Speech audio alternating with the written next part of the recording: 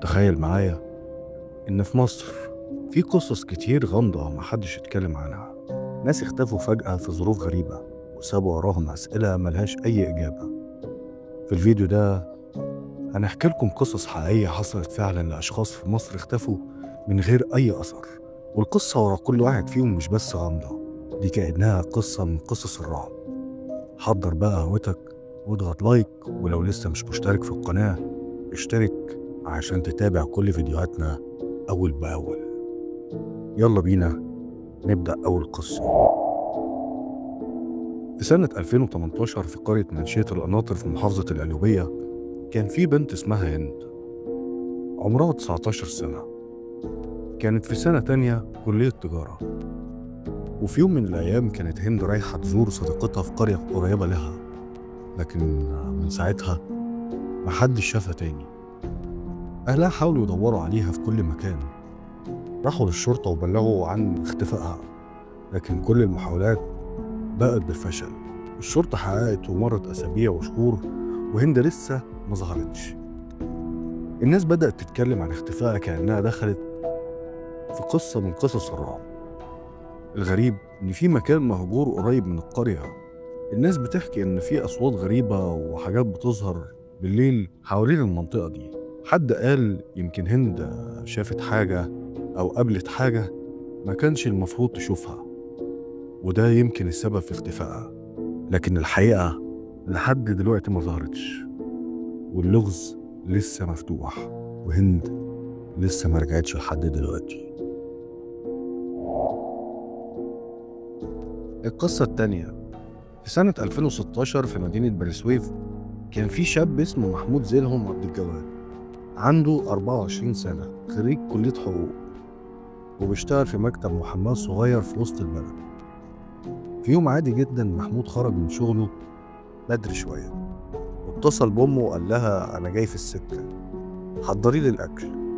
بس المشكلة هنا إنه ما وصلش أصلا. عدت ساعة ورا التانية وتليفونه اتقفل ومفيش أي حد يعرف هو راح فين.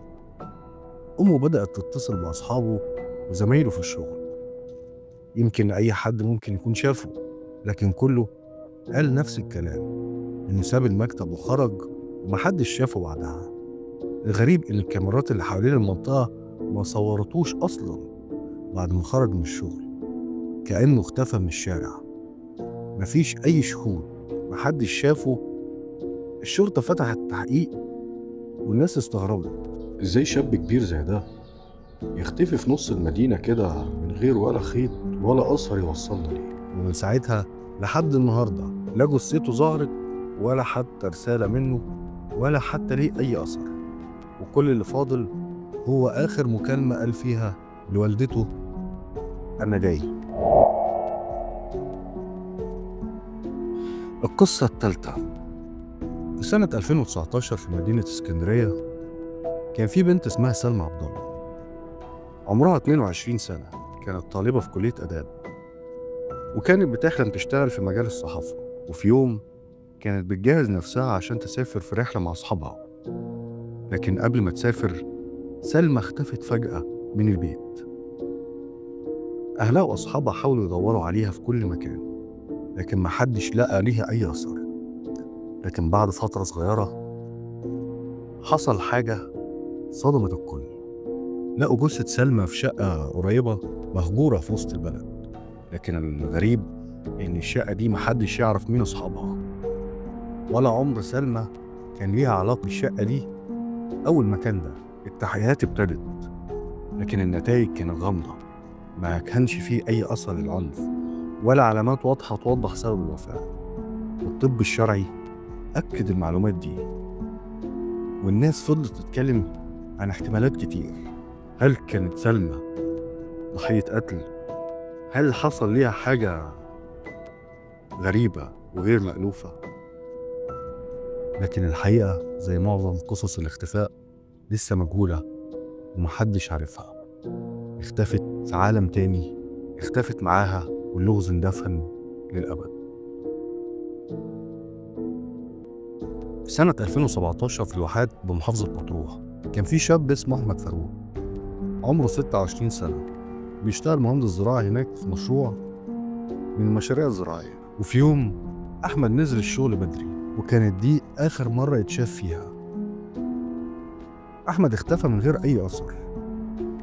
أهل القرية حاولوا يدوروا عليه في الصحراء وفي الواحات وفي كل مكان، لكن مفيش أي أثر ليه.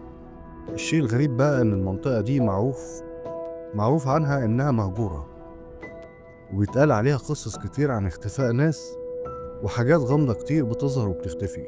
الشرطة بدأت تحقيقاتها وعملت بحث مكثف حوالين المنطقة، لكن مفيش أي نتيجة وملهوش أي أثر.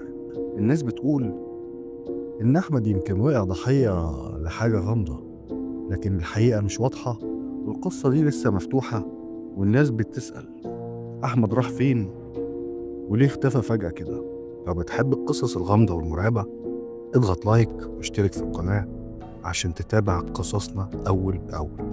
ولو حصلت معاك أي أحداث غامضة أو مرعبة، ياريت تحكي لنا في الكومنتات وهنحكيها باسمك الحلقة الجاية.